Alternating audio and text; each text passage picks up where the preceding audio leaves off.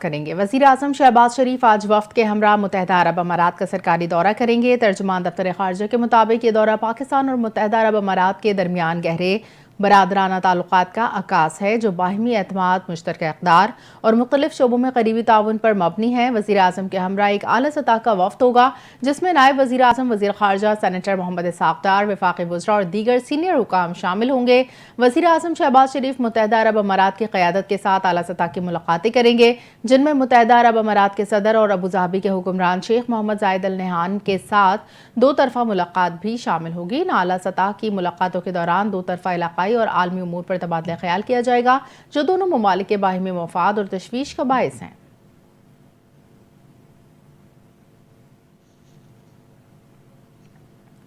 پاکستان نے بھارتی وزیر خارجہ کے بیانات مسترد کر دیے۔ بھارتی وزیر خارجہ کے بیانات کو غیر ذمہ دارانہ قرار دیا۔ ترجمان دفتر خارجہ کے مطابق بھارت اشتعال انگیزی سے باز رہا ہے، بھارت مسلسل جھوٹا بیانیہ گھڑنے میں مصروف ہے۔ دفتر خارجہ کے ترجمان نے کہا، پاکستان پر الزامات لگا کر بھارت اپنی ناکامی چھپا نہیں سکتا۔ مقبوضہ کشمیر میں ریاستی جبر کو چھپانا نہیں جا سکتا۔ بھارت کو اپنی سرحد پار دہشت گردی پر غور کرنا چاہیے۔ پاکستان امن، مذاکرات اور سفارتکاری پر یقین رکھتا ہے۔ پاکستان نے بھارت کو انتباہ کیا کہ کسی بھی جارحیت کا منہ توڑ جواب دیں گے۔ بھارت کا بیانیہ ناکام فوجی مہم کے بعد کی مایوسی کا عکاس ہے۔ بھارتی قیادت پاکستان سے متعلق جنون ترک کرے، تاریخ بلند آواز والوں کو نہیں، دانائی سے کام لینے والوں کو یاد رکھتی ہے۔ پاکستانی پارلیمانی وفد نیو یارک اور لندن کے کامیاب دوروں کے بعد برسلز پہنچ گیا۔ بلاول بھٹو کی سربراہی میں وفد کے دیگر اراکین میں ڈاکٹر مصدق ملک، سینیٹر شہری رحمان، سابق وزیر خارجہ ہنارہ بانی گھر، خرم دستگیر خان، سینیٹر فیصل سبزواری شامل ہیں۔ برسلز پہنچنے پر یورپین یونین، بیلجیم اور پاکستان کے سفیر رحیم حیات قریشی اور دیگر افسران نے وفد کا پرتپاک خیر مقدم کیا۔ پارلیمانی وفد اپنے دورے برسلز کے دوران یورپین یونین اور بیلجیم کے اعلیٰ حکام سے ملاقاتیں کرے گا۔ ملاقاتوں میں بھارت کی جارحیت اور بھارت تنازع سے متعلق غلط معلومات پر مبنی بھارتی مہم کا مؤثر جواب دیا جائے گا۔ پارلیمانی وفد بھارت کے پاکستان مخالف عزائم اور جارحانہ اقدامات سے متعلق یورپین حکام کو آگاہ کرے گا۔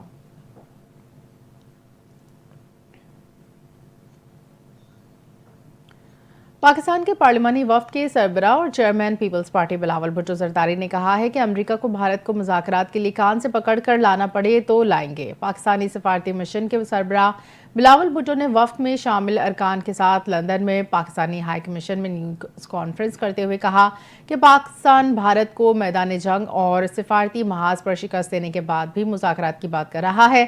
بلاول بھٹو کا کہنا تھا کہ بھارت نے دہشت گردوں کو پیسے دے کر اپنے ہاں دہشت گردی کروائی ہے۔ بھارت دہشت گردوں کی فنڈنگ کر کے پاکستان میں کارروائیاں کرواتا ہے۔ پاکستان پر بھارت نے الزام لگائے تو دنیا بھارت کے ساتھ کھڑی نہیں ہوئی۔ بھارت کا بیانیہ جھوٹ پر مبنی ہے۔ پاکستان سمجھتا ہے کہ جنگ کسی مسئلے کا حل نہیں۔ بھارت پاکستان کا پانی بند نہیں کر سکتا۔ بھارت قانونی طور پر سنتاس معاہدے کو ختم نہیں کر سکتا۔ پاکستان کا موقف واضح ہے، پاکستان کا پانی روکنا اعلان جنگ ہے۔ پاکستان کو دھمکی دینا بھی UN چارٹر کی خلاف ورزی ہے۔ یورپی پوری دنیا کو معلوم ہے کہ بھارت نے سکھ کارکنوں کو قتل کیا۔ چیئرمین پیپلز پارٹی نے کہا کہ مسائل کا حل مذاکرات کے ذریعے ہی ہو سکتا ہے۔ بھارت بھی جانتا ہے کہ پاکستان کا پہلگام حملے سے کوئی تعلق نہیں۔ بھارتی وزیر خارجہ صرف جنگ کی باتیں کرتے ہیں۔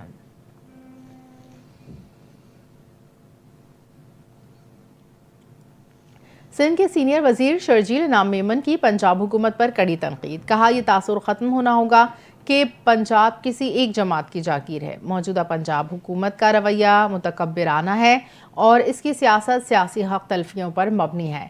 پنجاب حکومت نفرت اور تقسیم کی سیاست کو ہوا دے رہی ہے، جو کہ افسوسناک امر ہے۔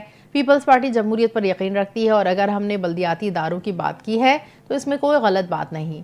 شرجیل انعام میمن نے سوال اٹھایا کہ کیا بلدیاتی انتخابات کا مطالبہ آئین کے خلاف ہے یا پھر پنجاب میں عوام کو ان کا بنیادی حق دلوانا کوئی جرم ہے۔ انہوں نے واضح کیا کہ پیپلز پارٹی ایک وفاقی جماعت ہے اور صرف سندھ تک محدود نہیں۔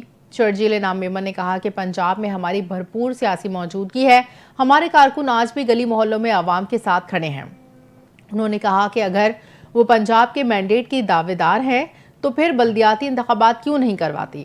اگر پنجاب حکومت بلدیاتی اداروں کو تسلیم نہیں کرتی تو یہ آئین کے ساتھ کھلواڑ ہے۔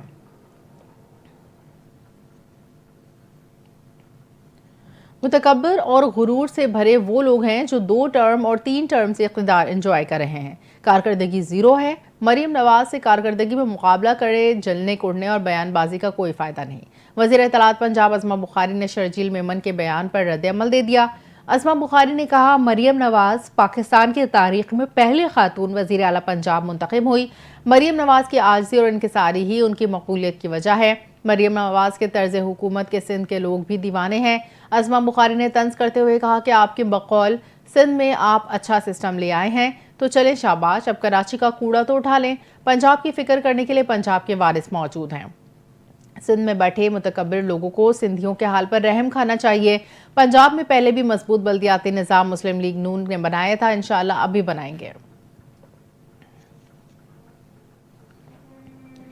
صدر مملکت آصف علی زرداری اور وزیر اعظم شہباز شریف نے کہا ہے کہ چائلڈ لیبر کے خاتمے کے لیے اجتماعی کوششیں ناگزیر ہیں۔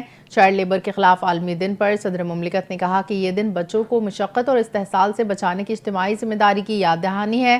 بچوں سے مشقت لینا ایک عالمی چیلنج ہے جس کا حل صرف قومی نہیں بلکہ بین الاقوامی سطح پر مربوط اقدامات سے ہی ممکن ہے۔ حکومت نے چائلڈ لیبر اور بچوں کے استحصال کی روک تھام کے لیے قوانین منظور کیے، متاثرہ بچوں کی بحالی اور دیکھ بھال کے لیے مؤثر نظام اور سروس یونٹس قائم کیے۔ آصف زرداری نے اسٹیک ہولڈرز پر زور دیا کہ وہ چائلڈ لیبر کے خاتمے کے لیے ٹھوس اور عملی اقدامات کریں تاکہ ہر بچے کو ایک محفوظ، تعلیم یافتہ اور روشن مستقبل مل سکے۔ وزیر اعظم شہباز شریف نے کہا، پاکستان عالمی برادری کے ساتھ مل کر بچوں سے مشقت کے خلاف شانہ بشانہ کھڑا ہے۔ چائلڈ لیبر کے خاتمے کے لیے کوششیں تیز کرنے کی ضرورت ہے۔ چائلڈ لیبر کے شکار بچے نہ صرف جنسی اور ذہنی تشدد کے شکار ہوتے ہیں بلکہ ان سے ان کی تعلیم کا حق بھی چھین لیا جاتا ہے، انہیں ان کے بچپن سے محروم کر دیا جاتا ہے۔